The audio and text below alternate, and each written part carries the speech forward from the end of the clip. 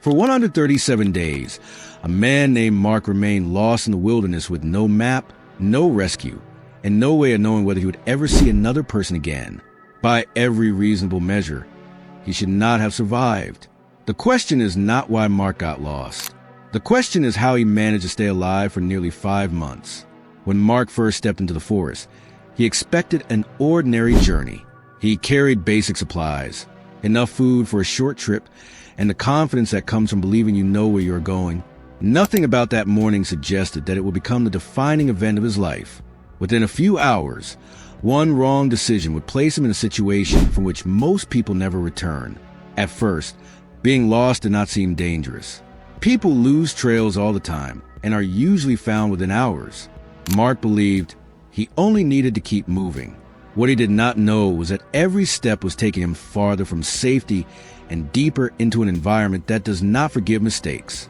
As daylight faded, Mark was about to discover that the wilderness had become his only world, and it would remain that way for the next 137 days. Before it became a survival story, Mark was an ordinary man who enjoyed the outdoors. He was 32 years old and had spent years hiking through forests and camping in remote places. He was not a survival expert, but he was also not careless. Like many people who spend time in nature, he believed that preparation, experience, and common sense were enough to keep him safe. That belief would soon be tested in ways he could never have imagined. The wilderness Mark entered was wide, quiet, and heavily wooded. Tall pine trees stretched across the land for miles. The ground shifted from soft soil to rocky slopes without warning. Small streams crossed the forest floor, and narrow animal trails often looked like real paths before disappearing into the trees. In a place like this, it does not take much for a person to lose direction. And on that day, the forest was about to take away the one thing every survivor needs most: direction. The trip was supposed to be short. Mark carried only basic supplies, enough food for a few days, and a phone he expected to use if needed.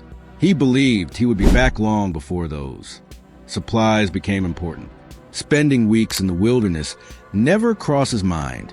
Spending months there seemed impossible. By the end of the first day, those supplies would become the most valuable things he owned. The weather was calm when he began his journey. Sunlight moved through the trees, and nothing about the morning suggested danger. There was no storm on the horizon, no warning sign, and no reason to think the day would end differently from any other hike. It felt ordinary, even peaceful. But survival stories often begin on ordinary days. At some point during the hike, Mark made a simple decision. He left the main trail for what he believed would be only a short detour.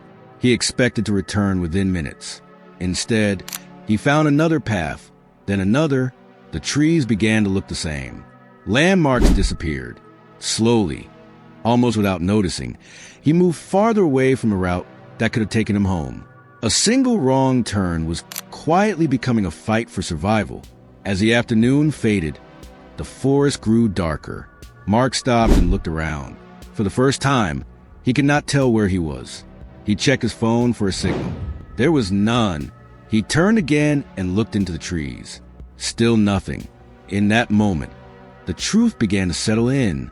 There was no map to guide him, no road nearby, and no sound of other hikers. He was completely alone in a wilderness that stretched far beyond what he could see. And what Mark still did not know was that he would not leave this forest tomorrow, next week, or even next month. Mark stood perfectly still. The forest around him looked unfamiliar. Every direction appeared the same. Tall pine trees blocked the horizon, and the fading sunlight made the shadows even deeper. Only an hour earlier, he had been certain that the trail was nearby. Now, for the first time, he considered a possibility that seemed almost ridiculous. He might actually be lost. What Mark did next would determine whether this became a simple mistake or a fight for survival. At first, he tried to stay calm. He turned around and attempted to retrace his steps. He looked for footprints, broken branches, or any landmark he recognized, but the forest gave him nothing. The more he searched, the more confused he became. He stopped again and checked his phone. No signal. He raised it higher. Still nothing. In the silence of the forest, that small screen suddenly felt useless. And with every passing minute, daylight was slipping away. Mark began walking again. He convinced himself that continuing forward was the best choice.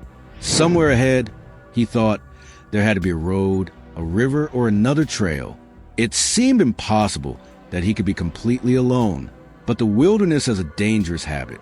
It often allows people to keep believing they are close to safety when they are actually moving farther away from it, without realizing it. Mark was leaving behind the last area where he might still have found his way back.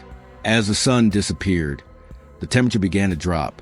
The sounds of the forest changed. Birds grew quiet. A cold wind moved through the trees. For the first time that day, Mark felt fear. Night was coming. He had no shelter, no fire, and no idea where he was. He looked into the darkness gathering between the trees and understood something that had not seemed possible only hours earlier. He was going to spend the night alone in the wilderness.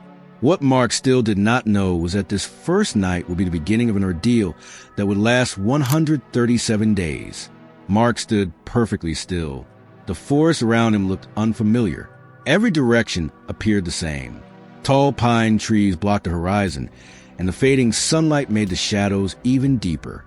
Only an hour earlier, he had been certain that the trail was nearby. Now, for the first time, he considered a possibility that seemed almost ridiculous. He might actually be lost. What Mark did next would determine whether this became a simple mistake or a fight for survival. At first, he tried to stay calm. He turned around and attempted to retrace his steps. He looked for footprints, broken branches, or any landmark he recognized, but the forest gave him nothing. The more he searched, the more confused he became. He stopped again and checked his phone. No signal. He raised it higher. Still nothing. In the silence of the forest, that small screen suddenly felt useless, and with every passing minute, daylight was slipping away. Mark began walking again. He convinced himself that continuing forward was the best choice. Somewhere ahead, he thought, there had to be a road, a river, or another trail. It seemed impossible that he could be completely alone, but the wilderness has a dangerous habit. It often allows people to keep believing they are close to safety when they are actually moving farther away from it.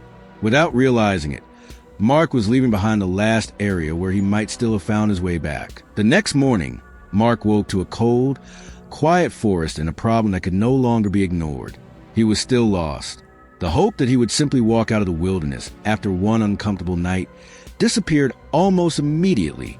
For the first time, survival became his only priority. And survival begins with understanding what you cannot live without. Food worried him, but water worried him more. A healthy person can survive for weeks without food, but only a few days without water. Mark knew that if he did not find a reliable source of water soon, his situation could become far more dangerous. He began listening carefully. Then he heard it, a faint sound, running water. That sound may have been the most important thing he had heard since becoming lost. Following the noise, Mark discovered a narrow stream moving through the forest. It was small, but it meant one thing. For the moment, he had water. The problem now was shelter. The previous night had taught him an important lesson. Temperatures could drop quickly after sunset, and spending another night exposed to the elements would drain his energy. Using fallen branches, leaves, and pieces of bark, he built a small lean-to beside a large tree. It was far from comfortable, but it created a barrier against the wind. For the first time since getting lost, Mark had something that resembled a camp. Then came the problem he could not avoid: hunger. His remaining food was limited, and he had no idea how long he would be trapped in the wilderness. Every meal suddenly became a decision. Eat too much, and his supplies would disappear. Eat too little, and his strength would fade. As darkness approached once again, Mark sat beside his makeshift shelter and looked into the forest. He had water, he had a shelter, but he still had no rescue, no direction, and no idea how many more nights he would spend there. What Mark did not know was that the wilderness was only beginning to reveal how difficult survival could become. The first few days were difficult. The days that followed were worse. Dark clouds gathered over the forest, and heavy rain began to fall. Water soaked Mark's clothes and turned the ground beneath his shelter into mud. The small lean-to he had built offered little protection. By nightfall, he was cold, wet, and unable to rest. The wilderness was no longer an empty place. It had become an enemy that attacked from every direction. The constant movement through rough terrain soon took its toll. While climbing over fallen branches and slippery rocks, Mark twisted his ankle. The injury was not severe, but every step became painful. Even simple tasks now required more effort and more energy. And in a survival situation, every bit of energy matters. Days of poor sleep and limited food slowly weakened him. His body felt heavier. His movements became slower. But the hardest challenge was not hunger or rain. It was loneliness. There were no voices, no signs of rescue, no proof that anyone even knew where he was. The silence seemed endless. As another night settled over the forest, Mark sat alone inside his shelter and listened to the rain. For the first time since becoming lost, a frightening thought entered his mind. What if nobody ever found him? And once that question appeared, it refused to leave.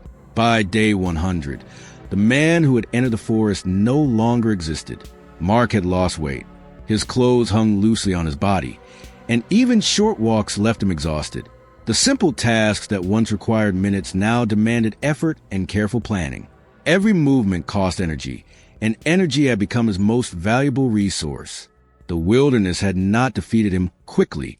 It had worn him down one day at a time. But the physical changes were only part of the struggle. The isolation had become its own kind of enemy. Mark had spent more than 3 months without a conversation, without news from the outside world, and without knowing if anyone was searching for him.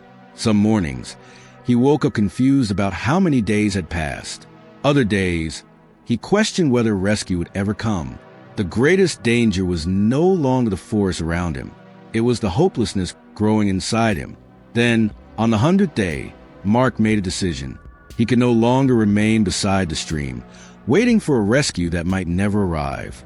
If he wanted a chance to survive, he would have to take action. He gathered his few belongings, looked one last time at the shelter that had kept him alive, and prepared to move. It was a risk. He could become even more lost. He could become injured. He could die. But what happened after that decision would determine whether his 137-day ordeal ended in rescue or tragedy. On the morning of day 101, Mark left his shelter behind. For more than 3 months, the small camp beside the stream had been his entire world. It had protected him from rain, cold nights, and complete exhaustion. Leaving it meant abandoning the only place that felt familiar. But staying there no longer seemed like survival. It felt like surrender. And after 100 days in the wilderness, Mark decided that doing nothing had become the greatest risk of all. He packed what little he still had. There was not much left. A few supplies, some food, and the determination that had carried him this far. Then he began walking. He followed the stream, hoping it would eventually lead to a larger river, a road, or some sign of human activity. It was not a perfect plan.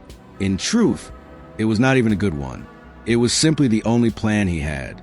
For the first time in months, every step carried both hope and danger. The terrain became steeper. Thick vegetation slowed his progress, and his injured ankle ached with every movement. Several times, he stopped to catch his breath. More than once, he considered turning back, but there was nothing to return to. As the afternoon light faded, Mark noticed something unusual ahead. The forest seemed thinner. The trees no longer stood as densely as before. He took another step, then another, and for the first time in 137 days, he saw something that did not belong to the wilderness. What Mark saw next would change everything. Beyond the thinning trees, Mark discovered something he had not seen in nearly 5 months. A narrow dirt road. For a few moments, he simply stood there. He had imagined this moment countless times, but now that it had finally arrived, it did not seem real. The road itself was unremarkable. It was little more than a strip of dirt cutting through the forest. To Mark, it looked like a way back to the world. After 137 days, survival was no longer a question of endurance. It had become a question of making a home. He followed the road carefully. His legs were weak, his body had lost a significant amount of weight, and exhaustion had become a permanent companion. Yet he kept moving. Every step carried him farther from the wilderness that had shaped every moment of his life for nearly 5 months. Then he heard it. an engine. For the first time in 137 days, there was another human being nearby. The isolation that had defined his entire existence was finally coming to an end. Mark survived because he adapted. He found water before dehydration found him. He built shelter before exposure weakened him completely.